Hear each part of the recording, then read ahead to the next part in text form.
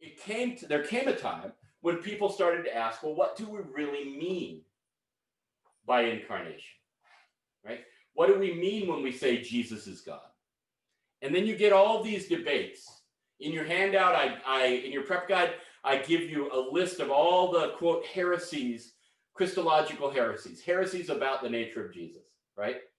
And so you've got some people who believe, nah, there really isn't any way that God could be in flesh. Jesus was just a really good guy who was super blessed by God, but he was human, Arianism, right? And then there were others who said there's no way God could be in flesh. Jesus was totally divine, not at all human. He just looked human, Docetism, right? He just seemed human, but he was really walking a little above the street, right? And then monophysitism. These words are really fun, aren't they? We're going to get Nestorianism, a whole new vocabulary for you to use in I think, just social settings. But monophysitism, the divine nature was so strong that it overcame the human nature, right? And then Nestorianism, you can't think of blending divine and human. So you have to think of two different persons in one set of skin. Schizophrenia, divine schizophrenia, right? It's two different souls in the same body, which is very confusing for me, right? It's my sister, my mother, right? It's hard to picture, right? But Nestorian couldn't picture a God human. And let's talk for a second about why that is. In the time when the claims are made in Bible and beyond, substance was a category that was handled as like this. Have you ever seen one of those? It almost looks like a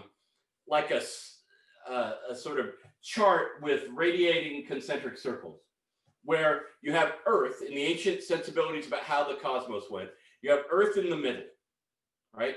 The globe's in the middle. They don't think it's a globe. They think it's flat, but it's in the middle of the chart. And then going outward, you have each of the spheres of the planets. And each sphere is of a different stuff.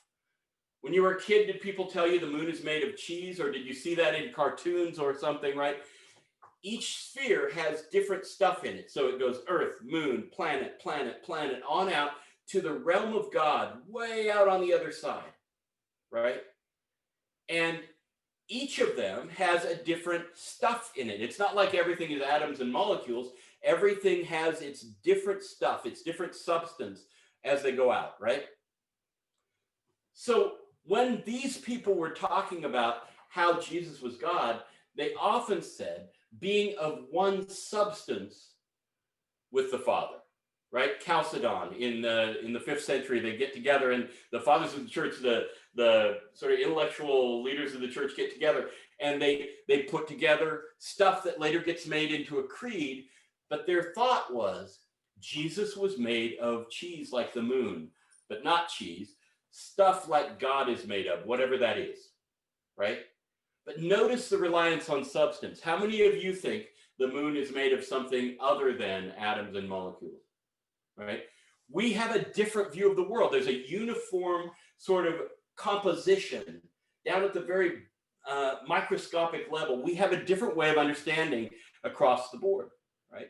So you and I have trouble thinking in terms of substance. We don't think humans are made of different stuff than other parts of the universe. So how are we going to imagine that Jesus was made as God made flesh? How do we imagine the joining of God and human? Right? That's kind of an important question before we leave this topic. Right? We've talked about the history of the early Christian belief and the way it makes its way into the birth stories and the way it makes it into John's prologue and now the way it makes it into other parts of the New Testament. But what do we think we mean when we say it is kind of an important question, isn't it? I'm going to offer you the one that I have found most helpful. Take it or leave it. Read your way around. Look for others if you need. If you need to go beyond this one or to add to your arsenal.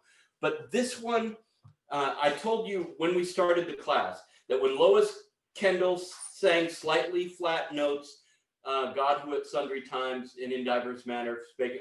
I suddenly realized that this Christianity thing was at least centrally about the fact that Jesus became human. That was an epiphany moment for me. The next epiphany moment for me in Christology happened in a class at Princeton Seminary when I was introduced to a guy called Austin Farrer. Austin Farrer was a philosophical theologian who was at Oxford University at the time that C.S. Lewis was. In fact, he was a dear intellectual buddy of Lewis's. They both belonged to the Socrates Club, right? And they both, I said in the prep guide that Austin Farrer was an Inkling, but he wasn't. He was a buddy of Lewis's, but he wasn't in that group that met in the Eagle and Child, if any of you are Lewis people. He was just in the intellectual circus of C.S. Lewis. And as he did his work as a chaplain at Trinity College, Oxford, he had to develop a way of answering to the scientific mind of his smart undergrads and giving them a way to continue believing the things they'd learned in church, but now were having challenged by the best ideas of their day, right? And one of those was, of course, how could a God be human? The Incarnation came into question among smart people in Oxford in the middle of the 20th century. And Farrer had to help his folks, help his students figure out, how can I believe that? How does faith become a continuation in my life rather than a disrupted former thing, right? And this category of incarnation became important for that. Here's what he said that turned my view of this whole question around. He said, in the ancient world, it was substance, and we don't think that way. In our modern terms, we think a lot about will. We think about willpower. We think about God's will. We think about how we're constructed and how much what we want or what we think or what we desire is a part of how we consider ourselves in the world. So will became the category in which he operated. And he called it dual agency. He said, the God of the universe is appealing to every human being constantly. Think the devil and an angel on the shoulder, right? You know, in the cartoons, the angel's here, the devil's here. Think angel on the shoulder for this one, right?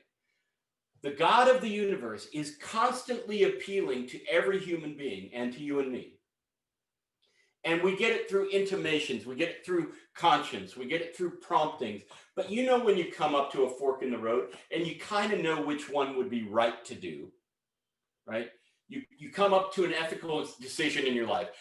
Am I going to pay my taxes honestly? Am I going to, this person didn't see me bump into their car. Am I going to leave a note and call my insurance agent? Whatever the versions are of your ethical dilemmas, we know what they feel like, and we know what it feels like to kind of know what the right one is.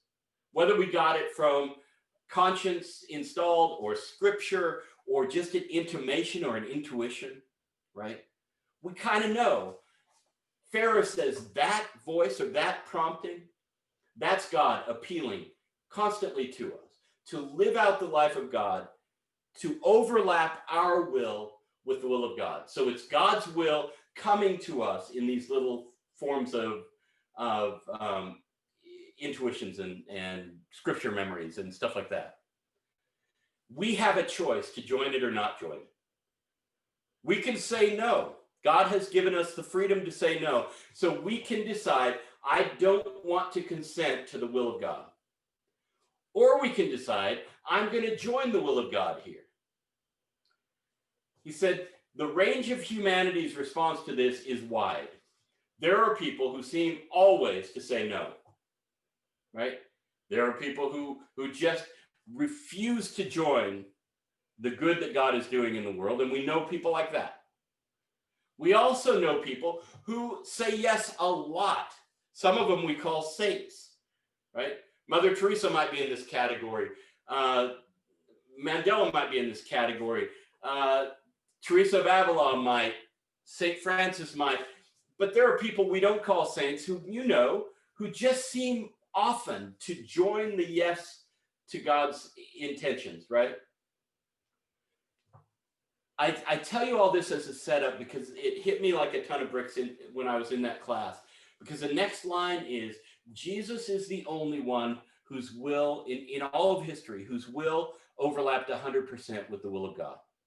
In other words, Jesus is the only one who always said yes. That's what Farrer defined for his Oxford students as the divinity of Christ, a complete overlap, not in substance, right? Not in what the stuff of Jesus was, but in the will of Jesus. From day one, Jesus said yes to that God-given appeal. Only one in history. So when we say Jesus was sinless, it's a positive claim that he always joined the will of God, right? Now think about that for a second, because then you have this sort of continuity with humanity. Rather than he was this strange sort of walking above the earth guy, or he was in a different category, he was of different stuff, or we have one who lived in the skin we have and always chose what we wish we would always choose.